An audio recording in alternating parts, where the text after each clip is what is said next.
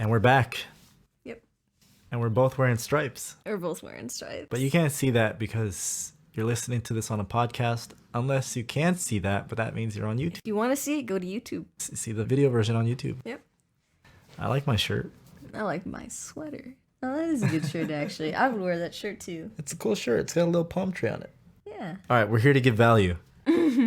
So today we're going to talk about how to research accents. Yes. So why accents? When do you need them? Why? What kind of projects have you gotten that require an accent? Oh, so many. Mostly, I guess, fiction. Fiction? Honestly, more like, not parody, but like funny scripts. I don't think I've ever gotten like a serious, I need you to do a serious British narration. Yeah, you're right. It's more like parody or like funny. Yeah, it's more I've parody. gotten some of those. Maybe that's because we don't advertise our accents? Yeah, that's a good point. We don't Yeah. openly advertise that we do accents, but we have gotten requests for those. I've gotten some parody requests to do like different like British, French, German. Exactly. But nothing serious. Not maybe because of Yeah, serious. not a convincing accent, like a genuine Yeah. accent. And if they do want one, I always tell them up front, I'm not British. I can do an impression of a British accent. And I think that's a big difference. Like a natural, That's important like to a make native. that difference. Yeah, that distinction with the customer. Exactly. And that goes back to a tip we've mentioned before is if you don't know that you can do it, send them a sample. Or if you don't know the customer What they want. what they want or Yep. what they're looking for, send them a sample so that you can confirm before you do the whole project. Yeah, Send that them a would be really sample. good. As far as something I really wish that I would have known earlier is people when they want to search for a word, they might go to Google, like Google what the definition of smile means or something like that. There is an option to have it said in another language, like Google Translate. So I can type in smile, and there's a setting on Google, have smile pronounced by someone in Japanese or someone Like speaks with the accent? Portuguese. Yeah. Oh, really? Yeah. You can change the accent on Google? Exactly. I did not know It's that. such a hidden gem, and like that has saved me because people will ask me for phrases, and I mean that's hard. Maybe it's a phrase that you don't even say very much. Well, the main way I look for help on accents is I'll Google an actor that I already know that speaks that way, and I'll copy that. But let's say they want like a certain phrase, save the coral reef. Maybe I don't know all the intricacies Yeah. on how an accent would be on coral reef. Like that's such an odd word already. So I would type in coral reef into Google and switch the setting to have it said by someone in. Whatever accent you're Exactly, looking for. yep. Wow, that's a good one. It gives you it how they would say it.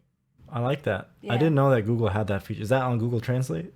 I believe so. Yeah, Google Translate, Translate. okay. I mean, I don't even have an app. I just go to Google Chrome and just hit, like, type in English to Spanish, and then instead of In Google? yeah, Okay. yeah, exactly.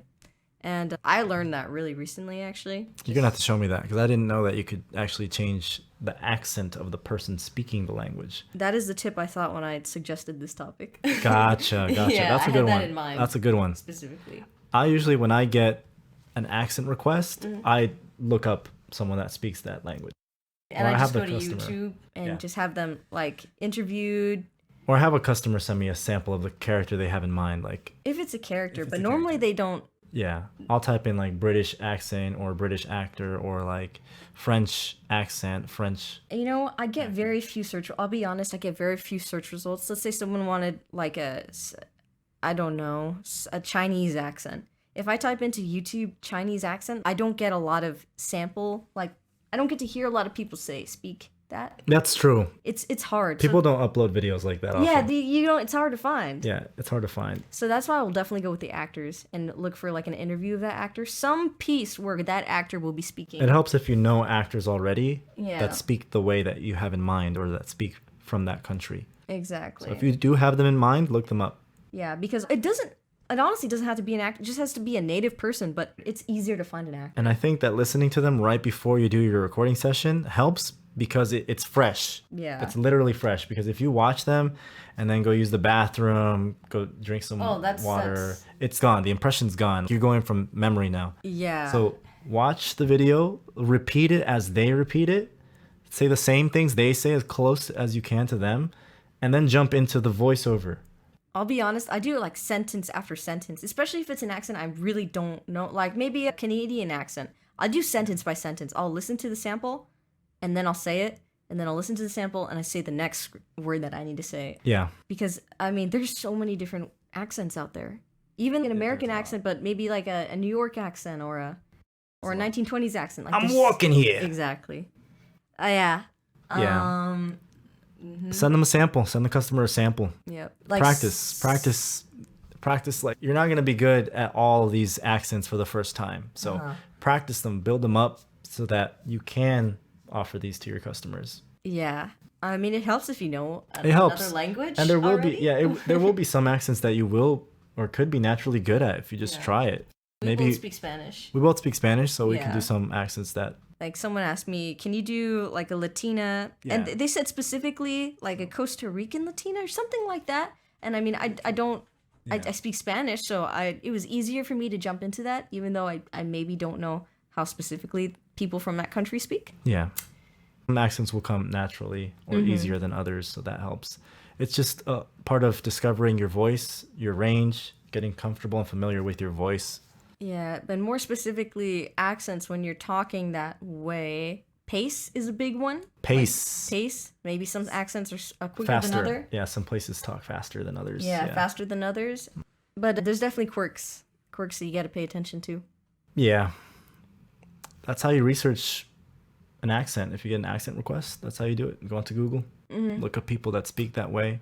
Or like one thing I did, someone asked me to do maybe like an old-timey voice. I went onto YouTube and just typed in tips to sound old-timey or like from the 1920s or something like that. Yeah. And there's compilations like say your accents like this or... Yeah. You'll be surprised. Yeah. Think outside the box. Type into Google something different. Yeah. So there are like tutorials for things like that. Phrase what you're looking for in different ways on Google and it'll surprise you sometimes. Like there's so many videos on how to do a British accent. There's a lot. There's a lot. So Yep. Practice, research, experiment. That's what we have for you today, guys. That's the episode. We had a lot of fun making it. That's what we have for you today, guys. That's what we got for you today, guys.